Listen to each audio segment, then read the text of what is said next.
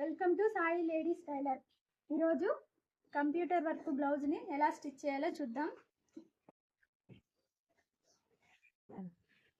ఇలా లైనింగ్ని ఇలా నీట్గా వాష్ చేసుకొని ఇలా పెట్టుకున్న తర్వాత ఇలా ఫోల్డింగ్స్ ఉండేది మీ వైపు ఉంచుకొని ఇలా ఓపెన్స్ ఉండేది అటువైపు ఉండేలా చూసుకోవాలి. ఇలా ఇవి రెండు బ్లౌజులు ఒకలేయండి, ఒకేసారి కట్ చేస్తున్నాను. ఇలా ఎడ్జ్ని నీట్గా కట్ చేసుకున్న తర్వాత ఇలా పావించంత ఖర్చు కోసం వదిలేయాలి. ఇలా నడుము యొక్క సైజును తీసుకొని ఇలా పిల్ వేయడం కోసం ఇలా డాట్ వేయడం కోసం ఇలా హాఫ్ ఇంచ్ అంతా ఉంచుకొని ఒక 2 ఇంచులంత ఖర్చు కోసం మార్కింగ్ చేసుకోవాలి. ఇలా మార్కింగ్ చేసుకోవాలి. ఇలా షోల్డర్ దగ్గర నుండి ఇలా నడుము వరకు లెంత్ తీసుకుందాం. ఇక్కడ వరకు షోల్డర్ యొక్క కరెక్ట్ లెంత్ వచ్చిందండి. ఇక్కడ వరకు ఒక పావించి వరకు ఖర్చు కోసం మార్క్ చేసుకోవాలి. ఒకసారి ఇక్కడ నడుము దగ్గర నుంచి సంఖ వరకు ఒక మార్క్ చేసుకున్న తర్వాత ఇలా 2 టక్స్ ఒక దగ్గరకు పట్టుకొని నడుముని మార్క్ చేసుకోవాలి. ఇది కంప్యూటర్ వర్క్ బ్లౌజ్ అండి. నెక్ని కట్ చేయకూడదు. ఇలా మార్కింగ్ ఎక్కడ వరకు వస్తుందో ఓన్లీ మార్కింగ్ చేసుకోవాలి, అంతే. నెక్ని కట్ చేయొద్దండి, ఎందుకంటే ఆల్రెడీ మెజర్మెంట్స్ తోటి వర్క్ చేయించుకున్నప్పుడే నెక్ మెజర్మెంట్స్ తీసుకొని ఉంటారు. మనం ఓన్లీ స్టిచ్చింగ్ చేయడమే ఉంటుంది. ఇలా మార్కింగ్ చేసుకున్న తర్వాత ఒకసారి ఫిట్టింగ్ని చెక్ చేసుకుందాం. ఇలా బ్లౌజ్ని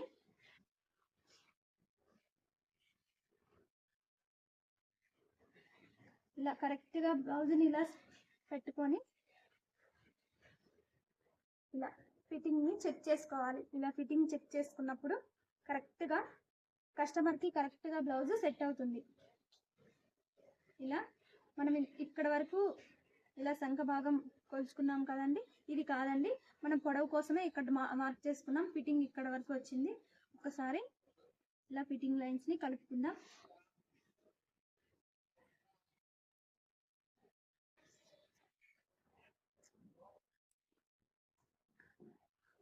నేను చిన్న సైజు వాళ్ళకైతే 2 ఇంచెస్ వరకు నెక్ మధ్య గ్యాప్ తీసుకుంటానండి. ఈమె మిడిల్ సైజ్ ఉంది, అంటే 32 సైజ్ బ్లౌజ్ ఉంది, అందుకని 2.2 వరకు నెక్ మధ్య గ్యాప్ తీసుకుంటున్నాను. ఇలా నెక్ మధ్య గ్యాప్ 2.2 వరకు తీసుకున్న తర్వాత షోల్డర్ ఇటువైపు ఖర్చుకు వదిలేసి ఇటువైపు కూడా ఖర్చుకు వదిలేసుకొని ఇలా షోల్డర్ మార్కింగ్ చేసుకోవాలి. ఇలా మార్కింగ్ చేసుకున్న తర్వాత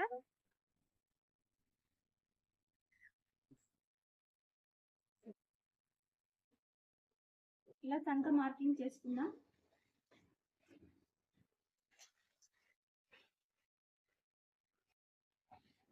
ఇలా సంఖ మార్కింగ్ చేసుకున్న తర్వాత ఇక్కడ సంఖ దగ్గర 1.5 ఇంచ్ వరకు ఒక మార్క్ చేసుకుందాం. ఇలా ఆర్మ్ హోల్ని డ్రా చేసుకుందాం.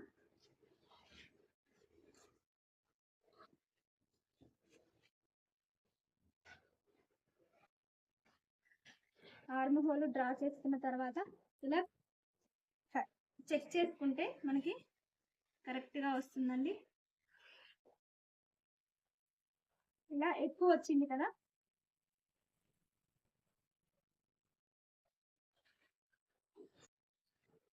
ఇక్కడ వరకు వచ్చిందండి. ఇలా ఎక్కువ వచ్చినప్పుడు ఒక్కసారి మళ్ళీ చెక్ చేసుకుందాం.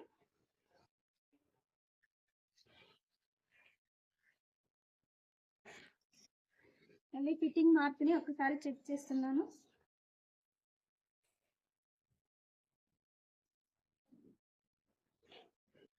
ఇక్కడ వరకు వస్తుందండి ఫిట్టింగ్ మార్క్. ఓకే, ఇలా ఫిట్ చేసుకున్న తర్వాత ఇలా బ్యాక్ పార్ట్ యొక్క ఆర్మ్ హోల్ను ఇలా ఖర్చుకు వదులుకొని ఇలా చెక్ చేసుకోవాలి.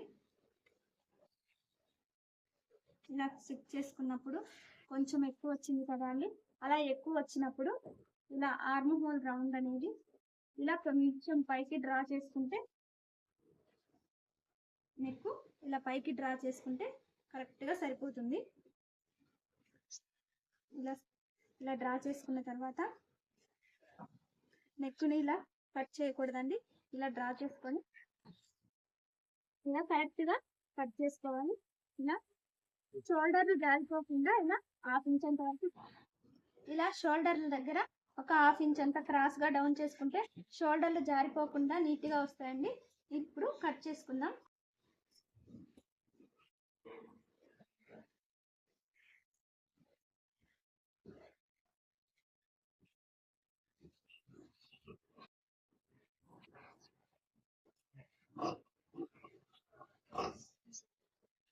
ఇలా కట్ చేసుకున్న తర్వాత ఇక్కడ నుంచి ఖర్చుల వరకు మధ్యలో ఒక టక్స్ పెట్టుకుందాం. ఇక్కడ ఇలా ఒక డాట్స్ వేస్తాం కదా, ఇలా వేస్తాము. ఇప్పుడు ఇక్కడ షోల్డర్ మధ్య 2.2 వరకు అనుకున్నాం కదా, ఇక్కడ ఒక మార్క్ చేసుకుందాం. నెక్ స్టిచ్ చేసేటప్పుడు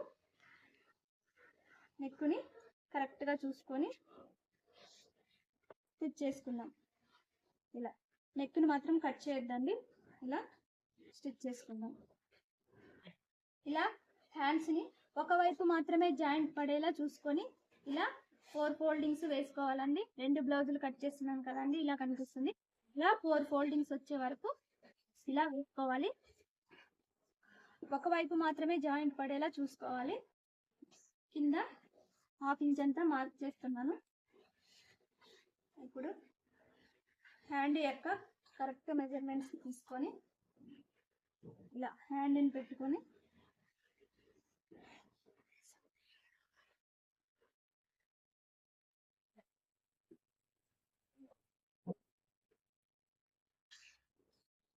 ఇలా హ్యాండ్ యొక్క కరెక్ట్ మెజర్మెంట్స్ డ్రా తీసుకొని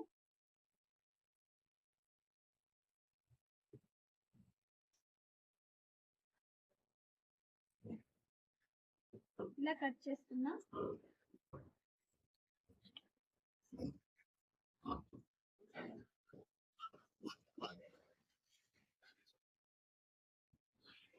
హ్యాండ్ దగ్గర ఒక మార్క్ చేసుకున్నా. ఇక్కడ బ్లౌజ్కి జాయింట్స్ పడతాయండి. జాయింట్స్ తర్వాత తీసుకుందాం. ఇలా బ్లౌజ్ని ఇలా క్రాస్గా పెట్టుకోవాలి. ఇలా ఎక్కువ క్రాస్గా పెట్టుకుంటే బ్లౌజు ఫినిషింగ్ నీట్గా వస్తుందండి. ఇలా బ్లౌజ్ క్రాస్గా పెట్టుకొని ఫ్రంట్ నెక్ని చెక్ చేసుకుందాం. ఫ్రంట్ నెక్ని చెక్ చేసుకునేటప్పుడు ఇలా షోల్డర్ మీద ఇలా షోల్డర్ పెట్టేసి ఇలా షోల్డర్ మీద ఇలా షోల్డర్ పెట్టేసుకొని ఒక్కసారి నెక్ని ఇలా చెక్ చేసుకుందాం. నెక్ ఇక్కడికి వచ్చిందండి. ఇలా 1/2 ఇంచ్ పైకి స్టిచ్చింగ్ వదులుకొని ఇక్కడ 4వ ఉక్స్ వరకు ఒక మార్క్ చేసుకుందాం. 4వ ఉక్స్ వరకు ఎందుకు మార్క్ చేశానంటే ఇలా ఇక్కడ షేప్ బెల్ట్ స్టిచ్చింగ్ కోసం ఇలా ఒక డాట్ వేయడం కోసం మార్క్ చేశానండి. ఇలా మార్కింగ్ చేసిన దగ్గర నుంచి ఇలా ఇలా కలుపుకోవాలి. కలుపుకున్న తర్వాత ఇక్కడ మార్కింగ్ నుంచి మొత్తం ఎగ్జాక్ట్గా ఇలా మొత్తం ఇలా మొత్తం ఎలా ఉందో అలా బ్యాక్ పార్ట్ ఇలా మార్క్ చేసుకోవాలి. ఒక మార్క్ చేసుకున్న తర్వాత ఇక్కడ ఒక మార్క్ చేసుకొని ఇలా తీసేసుకోవాలి. ఇలా తీసుకున్న తర్వాత ఫ్రంట్ నెక్ని ఇలా ఒక బాక్స్ డ్రా చేసుకొని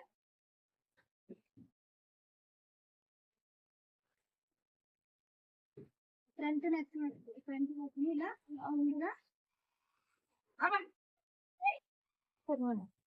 ఇలా ఫ్రంట్ నెక్ని ఒక్కసారి చెక్ చేసుకోండి, సరిపోయింది. ఇలా చెక్ చేసుకున్న తర్వాత 1/2 ఇంచ్ అంతా ఇలా నోట్ తీసుకున్నాం. హాఫ్ ఇంచ్ వరకు ఇలా లోతుని డ్రా చేసుకోవాలి.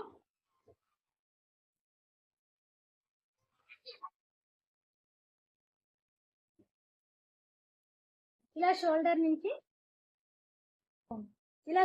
నుంచి కరెక్ట్ గా ఇలా మార్క్ చేసుకుందాం. ఇలా మార్క్ చేసుకున్న తర్వాత ఇక్కడ ఈ మెయిన్ డాట్ ఉంది కదండి, మెయిన్ డాట్ నుంచి ఇక్కడ 1 ఇంచ్ వరకు ఇలా డాట్ లెంత్ తీసుకొని ఇలా మార్క్ చేసుకుందాం. ఇలా ఇక్కడ హాఫ్ వరకు స్టిచ్చింగ్ వరకు పోతుంది కదండి, ఇలా మార్క్ చేస్తున్నాం. ఒకసారి చూపిస్తాను చూడండి. ఇలా డాట్ ఉంది కదండి, ఈ డాట్ ఇలా ఇక్కడ నుండి ఇలా పెట్టుకొని ఇలా హాఫ్ ఇంచ్ అంత మధ్యలోకి ఇలా మార్కింగ్ చేద్దాం.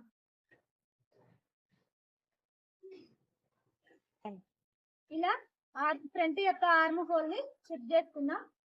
ఇలా ఖర్చు వరకు వదిలేసి ఇలా ఫ్రంట్ యొక్క ఆర్మ్ హోల్ ఇలా స్టిచ్చింగ్ కోసం వదులుకుంటూ ఇలా ఆర్మ్ హోల్ ని చెక్ చేసుకోవాలి. ఇక్కడ వరకు వచ్చింది కదా, ఇలా ఈ డాట్ వేయడం కోసం, ఈ డాట్ ని వేయడం కోసం ఒక 1/2 ఇంచ్ అంతా ఇలా మార్క్ చేసుకోవాలి. అప్పుడు మనం ఇలా పట్టుకొని చెక్ చేసుకుంటే కరెక్ట్ గా సరిపోయింది కదండి. ఇప్పుడు బ్లౌజ్ కరెక్ట్ గా కస్టమర్ కి బ్లౌజ్ కరెక్ట్ గా ఫిట్ అవుతుందండి. ఇలా చెక్ చేసుకున్న తర్వాత ఇక్కడ నుండి ఇక్కడ సంఖ దగ్గర వరకు ఇక్కడ షేప్ బెల్ట్ అటాచ్ చేసే వరకు ఒక మార్క్ చేసుకుందాం. ఖర్చు కోసం ఒక మార్క్ చేసుకుందాం. ఈ మార్కింగ్స్ ని కలుపుకుంటూ ఒక లైన్ డ్రా చేసుకుందాం. ఇలా డ్రా చేసుకున్న తర్వాత ఇక కట్ చేసుకుందాం. ఇలా ఫ్రంట్ పార్ట్ ని కట్ చేసుకుని ఇలా ఇక్కడ ఒక మార్క్ చేసుకుందాం. ఇక్కడ మెయిన్ డాట్ వేయడం కోసం ఒక మార్క్ చేసుకుందాం. ఇలా షేప్ బెల్ట్ యొక్క లెంత్ ని చూసుకొని ఒక మార్క్ చేసుకొని ఇలా షేప్ బెల్ట్ ని కట్ చేసుకుందాం.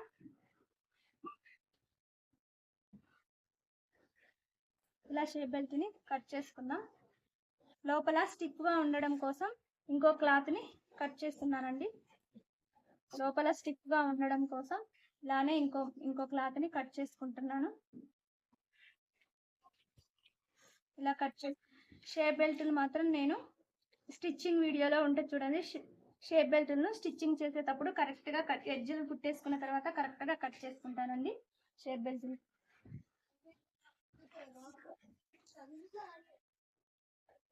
ఇప్పుడు ఇక్కడ హ్యాండ్స్ కి జాయింట్ పడుతుంది కదండి,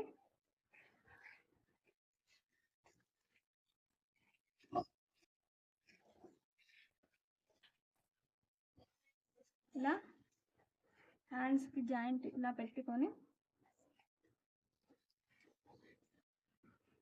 ఇలా మార్క్ చేసుకొని హ్యాండ్ కి జాయింట్స్ తీసుకుంటాను.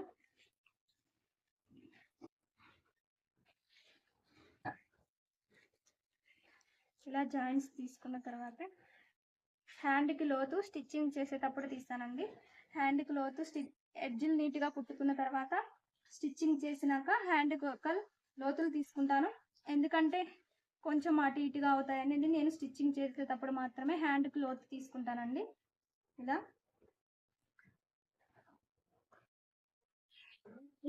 నెక్కుని ఇలా మిడిల్ కి కరెక్ట్ గా ఫోల్డ్ చేసుకున్న తర్వాత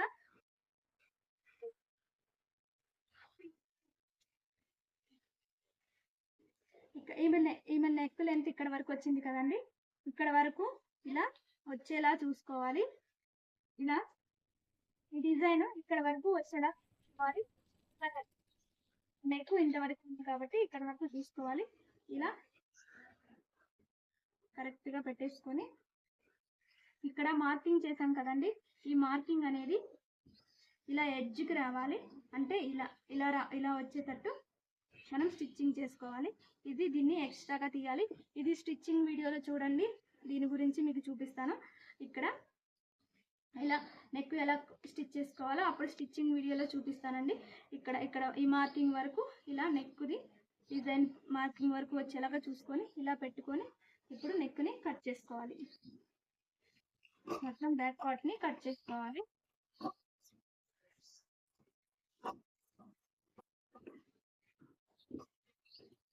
కొంచెం ఎక్కువగా కట్ చేసుకొని లైనింగ్ జాయిన్ చేసుకున్న తర్వాత వేస్ట్ క్లాత్ అంతా కట్ చేసుకోవాలి.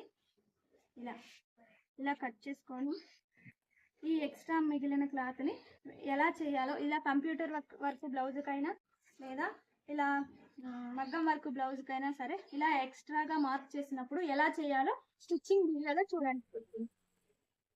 ఓకే, ఇలా కంప్యూటర్ వర్క్ బ్లౌజ్కి ఇలా 2 హ్యాండ్స్ని కరెక్ట్గా తీసుకోవాలండి. ఇలా 2 హ్యాండ్స్ని తీసుకున్నాక ఇలా మిడిల్లోకి ఫోల్డ్ చేసుకొని కరెక్ట్గా మిడిల్ చూసుకొని ఇలా మిడిల్లోకి ఫోల్డ్ చేసుకోవాలి. వర్క్ని కరెక్ట్గా మిడిల్ వరకు పట్టుకొని నీట్గా సెట్ చేసుకోవాలి. ఇలా మిడిల్ వరకు ఇలా ఫోల్డ్ చేసుకొని ఇప్పుడు 4 ఫోల్డింగ్స్ వచ్చాయండి. ఇలా ఇలా వర్క్ మిడిల్లోకి ఫోల్డ్ చేసుకొని ఇలా హ్యాండ్ని పెట్టుకొని ఇలా కట్ చేసుకోవాలి.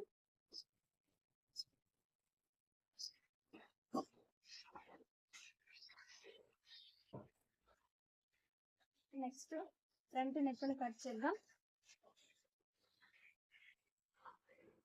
ఇలా ఫ్రంట్ నెక్ ఇచ్చాడు కదండి, ఇలా ఫ్రంట్ నెక్ని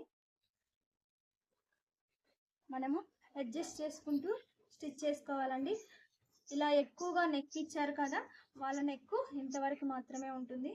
ఇలా ఎక్కువగా నెక్ ఇచ్చినప్పుడు మనం అడ్జస్ట్ చేసుకొని ఇలా ఇలా కిందకి వెళ్ళిపోతుంది కదండి, కానీ ఇంత కిందకి మనం నెక్ పెట్టామనుకోండి షోల్డర్లు జారిపోతాయి. ఇలా కరెక్ట్గా మనము ఇలా కరెక్ట్గా పెట్టుకొని ఇలా స్టిచ్చింగ్ ఉంచుకొని ఇలా కరెక్ట్గా పెట్టుకొని ఇలా కట్ చేసుకుందాం.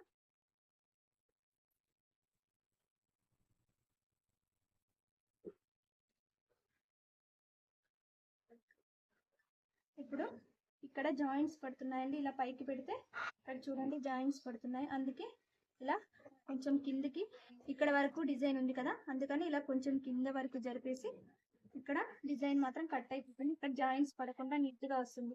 ఇలా పైకి పెట్టాను అనుకోండి ఇక్కడ జాయింట్స్ పడుతున్నాయి, అందుకే ఇలా కిందికి జరిపి ఈ కింద నెక్ మార్క్ వరకు జరిపేసి ఇలా పెడుతున్నాను. అంటే ఇది కటింగ్లో పోతుందండి, ఇది కటింగ్తో పోతుంది.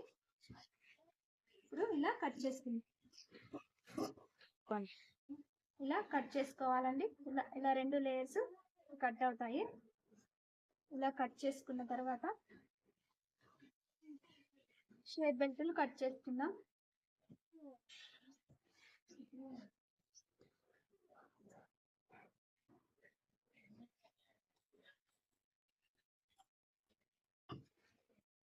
షేప్ బెల్ట్లు అయితే నేను స్టిచ్చింగ్ చేసేటప్పుడు కట్ చేస్తానండి, ఎగ్జాక్ట్గా స్టిచ్చింగ్ చేసేటప్పుడు కట్ చేస్తాను.